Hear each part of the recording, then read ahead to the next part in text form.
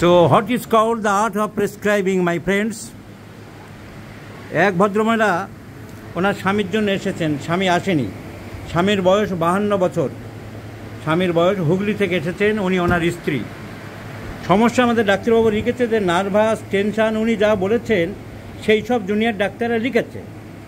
Suicidal tendency ছিল, এখন মাঝে মাঝে এরকম বলছে আমি আর বাঁচতে চাই না, তারপর ন্যাচারাল আর্জ নষ্ট হয়ে গেছে, এই সমস্ত নানান রকম হচ্ছে।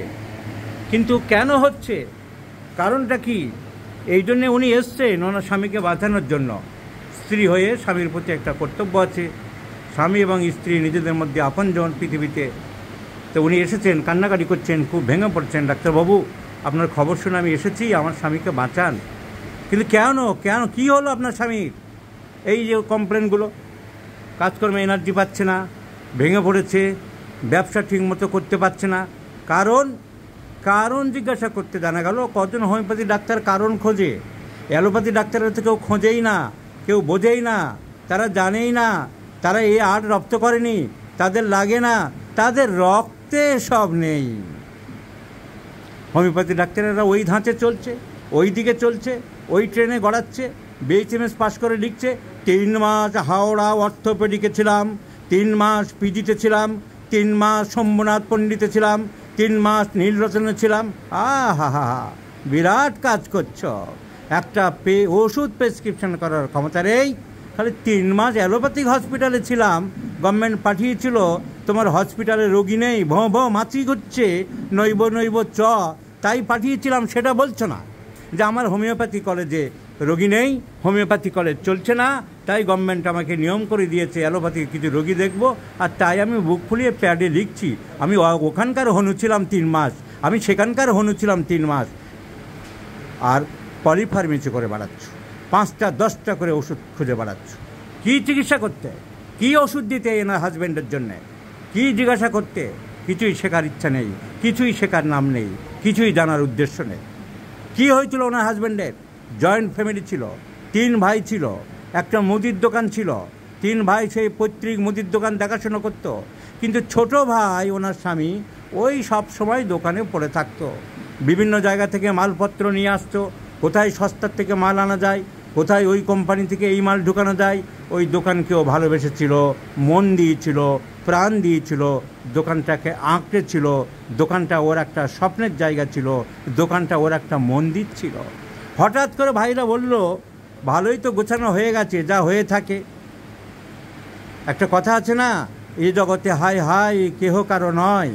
এবারে ভাইকে দিল ল্যাং যে তোর আর থাকার দরকার নেই, সংসার আলাদা করব, যার 3 জনে আলাদা হয়ে যাব, এই দোকান আমরা নেব, তোকে একটা খালি ঘর দিচ্ছি, তুই তৈরি করে নে। কী সুন্দর বিচার, কী ভালো বিচার হলো। দোকানের মালপত্র তো ভাগ করা উচিত ছিল, সেসব ভাগ করলো না, একটা খালি ঘর দিল। এ সরল সাদাসিধা এই বিপদে পড়ে গেল। কি করে চালাবে, কি করে সংসার চালাবে? বিয়ে করেছে, বাচ্চা আছে, একটা ছেলে আছে, অগাধ সমুদ্রে পড়ে গেল। He was at sea, he was at ocean, a deeper ocean. বাধ্য হয়ে ওর ওয়াইফ বলল আমি গয়নাগাটি বিক্রি করে বাপের বাড়ি থেকে তোমাকে কিছু সাহায্য করছি, তুমি আবার দোকান করো। পাশেই তো মুদির দোকান রানিং আছে, কিন্তু অন্য কী দোকান করবে? পুঁজিপাটার তেমন কিছু জোগাড় করতে পারেনি, তাই ভাবলাম মুদির দোকানের যখন আমার একটা আইডিয়া আছে, নলেজ আছে, এই গ্রোসারি শপই আমি দেবো। কারণ কোথা থেকে মাল পাওয়া যায়, কোথায় কি আনতে পাওয়া যায়, কোথায় কি সস্তায় পাওয়া যায় জানি, তাই ও মুদির দোকানে দিল। মালপত্র উঠলো মোটামুটি, কিন্তু দোকান সাজানো হলো, মাল উঠলো, শ্বশুরবাড়ির লোকেরা সাহায্য করলো, কিন্তু ওর মন ভেঙে পড়ল, হতাশা হয়ে পড়ল, মন বিষাক্ত হয়ে গেল, মন দুর্বল হয়ে পড়ল। আমি তো আর পারবো না, আমার দ্বারা কি আর হবে? আমার সেই এনার্জি আছে, দোকানে মাল আছে, বিক্রি করতে পারছে না, বসতে পারছে না, ঘুম আসছে না, টেনশান, সুইসাইড করব, বাঁচবো না, আমার দ্বারা হবে না, আমি আর পারবো না। এই তো ঘটনা, এটাই তো বলতে চাইলে। কিন্তু কেন এমন হলো? কারণ ফিজিক্যাল এলিমেন্টস পরে, মেন্টাল এলিমেন্টস আগে। তার মন দুর্বল হয়ে গেছে, তার চিত্ত দুর্বল হয়ে গেছে, যেদিন থেকে ভাইরা তাকে খালি ঘর দিয়ে বিদায় করেছিল, সেদিন সে যে আঘাত পেয়েছিল, সেই আঘাত সে আজও সহ্য করতে পারেনি, সেই আঘাত সে আজও ভুলতে পারেনি। সেই আঘাতের রেজ এখনও তার শরীরের অন্দরে, মনের অন্দরে কুরে করে খাচ্ছে, তাই সে ভেঙে পড়েছে। তাই the medicine is phosphoric acid, my friends. So I do like to prescribe phosphoric acids for this patient in 50 millesimal scale of potential. So physical elements, রোগ আরম্ভ হয়েছে মনে অনেক আগে। So physical elements cause due to mind, phosphoric acid. বাঁচার আসে নেই, indifference, একটা উদাসীন, কিছুই ভালো লাগে না, এরকম একটা অবস্থায় আছে।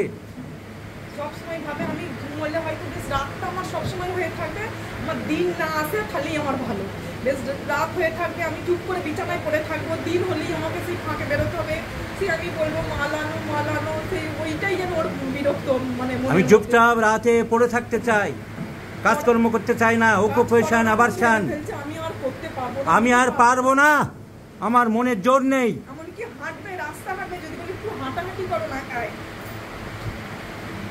যে মানুষটা যা লম্বা চওড়া এত সুন্দর দেখতে, সেই মানুষটা দেখে রাখুন মরে গেল। তোমার মুখের কান্না আমি ভুলিয়ে দেবো, তোমার স্বামীকে সম্পূর্ণ সুস্থ করে দেবো, যা এই হোমিওপ্যাথি ঔষধের দ্বারাই সম্ভব। আর সেই জন্য হ্যানিম্যান বলেছেন, homeopathy the divine art of healing gifted by the gracious God to the suffering children. তোমার 2 বছরের আগে স্বামীকে তুমি ফেরত পাবে। This much assurance I am giving you. So let's prescribe phosphoric acid, my friends, and let's see the result. একটা কথা কোনোদিন আমাকে বলেনি যে রাগে এত ঠান্ডা, লাগেও তো বলে কোনো কিছু একটা কথা বলে, কোনো দিন আমাকে কোনো দিন একটা কথা মানে বলেনি। ছেলেকেও না, ছেলেকে তুমি বলে কথা বলে ছোট্ট থেকে, শৈশব থেকে একদম ছেলেকে তুমি ছাড়া কথা বলে না। কি বুঝছি আমরা? সরল সাদাসিধে, সরল সাদাসিধে। আমি খালি বলতাম আমি স্বামী পেয়েছি একটা। সে এত মনে দুঃখ পেল, সেই দুঃখ থেকে তার শরীর মন সব ভেঙে গেল। আরে এটাই তো ফসফরিক অ্যাসিড। কে পড়িয়েছে কলেজে এভাবে? কে শিখিয়েছে তোমাদের? কে জেনেছে phosphoric acid? This is phosphoric acid. মনের অন্দর থেকে পতন আরম্ভ হয়, সেই পতন ছড়িয়ে পড়ে, ছিটিয়ে পড়ে শরীরের মধ্যে।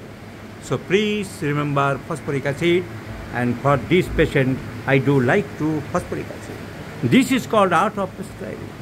You have go to the mind. You have go to the internal man. You should enter into the true man, the eternal man. And this is called the holistic approach. তুমি বুঝতে পেরেছো কিনা? বলো, বলো তুমি। সব বুঝেছো? So, phosphoric acid.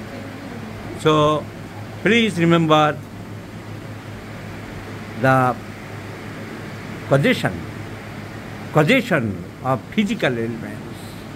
Even the physical ailments caused due to mental troubles, mental worries, mental anxiety, mental tension, mental grief, mental mortification, mental sorrowfulness, admonition, reproaches, hatred, and what not, my friend.